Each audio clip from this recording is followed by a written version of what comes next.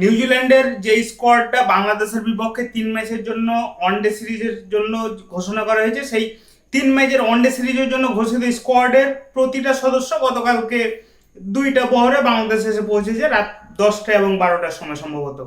এবং সেই স্কোয়াডটা এখন এই মুহূর্তে ঢাকা অবস্থান করছে। তারাই বাংলাদেশের বিপক্ষে 3 ম্যাচের ওয়ানডে সিরিজটা খেলবে। এবং বাংলাদেশও গত 2 দিন আগে এই সিরিজের জন্য বাংলাদেশের যে প্রথম এবং দ্বিতীয় ওয়ানডের জন্য বাংলাদেশের যে স্কোয়াডটা সেটা ঘোষণা করেছে।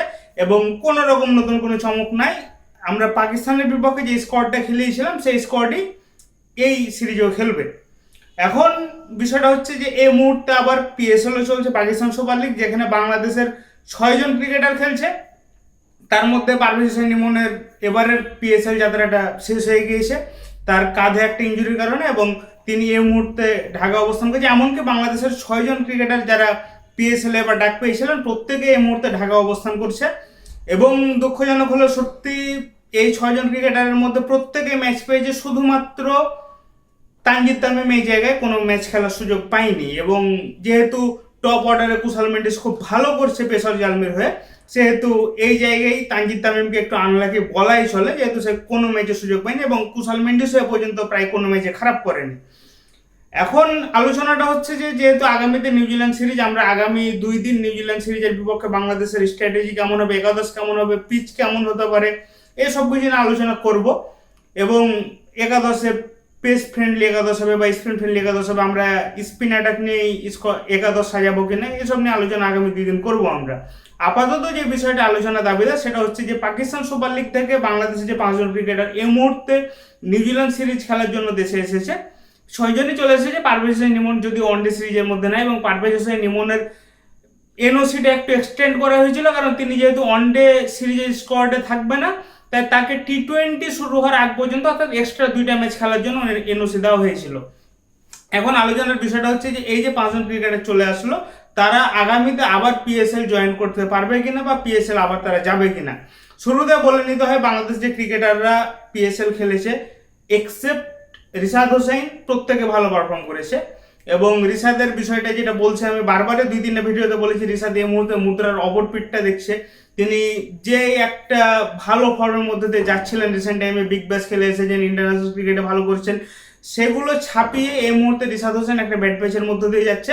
এবং আশা করছি রিশাদ হোসেন অ্যাবিলিটি নিয়ে তো আমাদের কারো কোনো সন্দেহ নেই, তিনি খুব দ্রুত কামব্যাক করবে এবং সম্ভবত এই জিম্বাবুয়ের নিউজিল্যান্ডের বিপক্ষে এই ইন্টারন্যাশনাল সিরিজ দিয়ে রিশাদ হোসেন আবারও তার কামব্যাকটা হবে। যদি ইন্টারন্যাশনাল সার্কিটে তিনি কিন্তু এই মুহূর্তে অফর্মের মধ্যে নাই, কিন্তু পাকিস্তান সুপার লিগে কেন জানি প্রতিটা ম্যাচেই তিনি খারাপ করছিলেন, যার ফলে লাস্ট ম্যাচের একাদশ থেকেও তো তাকে ড্রপ করা হয়েছিল।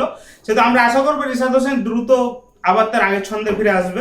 নাহিদ রানা এবং শরীফুল ইসলাম একসাথে পেসার জালমির একাদশে ছিল এবং লাস্ট 4টা ম্যাচ তারা একসাথে খেলেছে। প্রথম ম্যাচটা খারাপ করলে পরবর্তী 3টে ম্যাচে তারা ভালো করেছে।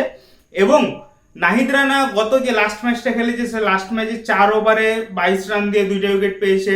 তার সাথে আবার শরীফুল ইসলাম 4 ওভারে 27 রান দিয়েছে, কোনো উইকেট পায়নি যদিও, তারপরেও 2জনের বোলিং অ্যাটাক বা 2জনের কম্বিনেশনটা ছিল অসাধারণ। পেসার জালমির পেস অ্যাটাকের মধ্যে এই 2জনই ছিল মোটামুটি হাইলাইট করার মতো বোলার।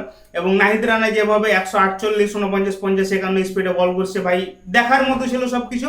এবং টাইম মতো উইকেটগুলো এনে দিচ্ছে। এবং নাহিদ রানা এই মুহূর্তে পিএসএল এর সর্বোচ্চ ডট বলের মালিক বা ডট বল পার্সেন্টেজের দিক দিয়ে। তারপরে সাইন্স আফ্রিদি আছে, তারপরে শরীফুল ইসলাম আছে, সব মিলে আমাদের বোলাররা পিএসএল এবার ভালো করেছে। সেখানে স্পেশালি নাহিদ রানা তো বলছে বারবারই, নাহিদ রানা খুবই ভালো করেছে, শরীফুল ইসলাম অনেক ভালো করেছে। আর মুস্তাফিজুর রহমানকে নিয়ে নতুনভাবে বলার কিছু নাই, তিনিও অনেক ভালো করেছে। আর বাকি যদি আসি আমি আমাদের ব্যাটসম্যানদের ক্ষেত্রে, সেহেতু যেটা বলছে বারবার পারভেজ হোসেন ইমন, তিনি 3টা ম্যাচে সুযোগ পেয়েছে, 2টা ম্যাচে খারাপ করার পর 3 নম্বর ম্যাচে ভালো করেছে, যদিও তার পরবর্তীতে তার ইনজুরির কারণে তার পিএসএল এর এবারের জার্নিটা সমাপ্ত হয়ে যায়। তানজিদ তামিম ভালো করতে পারত, তার মধ্যে সে পটেনশিয়ালিটি আছে, তিনি সেই অ্যাবিলিটি রাখেন যে কোনো ম্যাচে ভালো করার, কিন্তু দুর্ভাগ্যজনক হলেও তিনি কোনো ম্যাচ পায়নি। এখন যে বিষয়টা সেটা যে ক্রিকেটাররা আবার পিএসএল এ জয়েন করবে কিনা, আমার যেটা অনুধাবন সেটা যে আমরা ডেট বাই ডেট মিলাই যদি বলি, তাহলে হচ্ছে যদি আমরা ধরে নিই পেসার জালমির হয়ে নাহিদ রানা এবং শরীফুল ইসলাম তারা তো এবার ওয়ানডে স্কোয়াডে আছে, তারা টি20 সিরিজ খেলবে না, এরকমটা যদি হয় যে তারা টি20 সিরিজ খেলবে না, বা পেসার জালমি ম্যানেজমেন্ট বা পাকিস্তান ক্রিকেট বোর্ডের সুপারিশ বা আমন্ত্রণে বা রিকোয়েস্টে যদি বাংলাদেশ ক্রিকেট বোর্ড এই দুইজন ক্রিকেটারকে টি-20 সিরিজে না রাখে, যদি টি-20তে আমরা মুস্তাফিজকে ছাড়া খেলবো না, সেহেতু মুস্তাফিজ থাকবে আমাদের টি-20 সিরিজে, সেহেতু যদি এই দুজন ক্রিকেটার যদি আবার পিএসএল এ জয়েন করে পেসর জালমির হয়ে, তাহলে তারা মাত্র একটা ম্যাচ খেলার সুযোগ পাবে, যেটা আবার লাহোরের এগেনস্টে 25 তারিখ, যেহেতু 23 তারিখ আমাদের তৃতীয় ওয়ানডেটা শেষ হচ্ছে, তারা ওয়ানডে শেষ হওয়ার পরে যদি পাকিস্তান ফ্লাইট ধরে 24 তারিখ অনুশীলন করে 25 তারিখ তারা একটা ম্যাচ খেলার সুযোগ পাবে। তারপরে তারা ওখানে এলিমিনেটর, কোয়ালিফায়ার বা তার সাথে ফাইনালটাও খেলতে পারে যদি তার টিম ফাইনালে যায়। আর মুস্তাফিজুর রহমানের ক্ষেত্রে যেটা বলছে, কারণ মুস্তাফিজুর রহমান আমাদের টি-20 স্কোয়াডে থাকবেই। এখন যদি টিম ম্যানেজমেন্ট যদি টি-20তে আমরা খুব ভালো অবস্থানে আছি, টিম ম্যানেজমেন্ট যদি মনে করে বা পাকিস্তান ক্রিকেট বোর্ড বা পাকিস্তান সুপার লিগ ম্যানেজমেন্ট যদি বিসিবির কাছে সেই অনুরোধটা করে যে মুস্তাফিজুর রহমানকে আবার ব্যাক করানোর জন্য, তাহলে মুস্তাফিজুর রহমানকে যদি টি-20 সিরিজটা না খেলানো হয়, তাহলে মুস্তাফিজুর রহমান একই সাথে ওই লাস্ট ম্যাচটা খেলতে পারবে 25 তারিখ। তারপরে তাদের টিম যদি এলিমিনেটর, কোয়ালিফায়ার বা ফাইনাল খেলে তাহলে সেটা খেলতে পারবে। আর যদি আমাদের প্রতিটা ক্রিকেটারকে আবার টি-20 স্কোয়াডও রাখা হয়, তাহলে কোনো ক্রিকেটারের আর পিএসএল ব্যাক করার কোনো সম্ভাবনা নাই, কারণ আমাদের নিউজিল্যান্ডের বিপক্ষে যে থার্ড টি-20 সেটা শেষ হবে 2 মে, এবং 3 মে হচ্ছে পাকিস্তান সুপার লিগের এবারের আসরের ফাইনাল, সেহেতু আর কোনো ক্রিকেটারের পিএসএল ব্যাক করার কোনো সম্ভাবনা থাকবে না।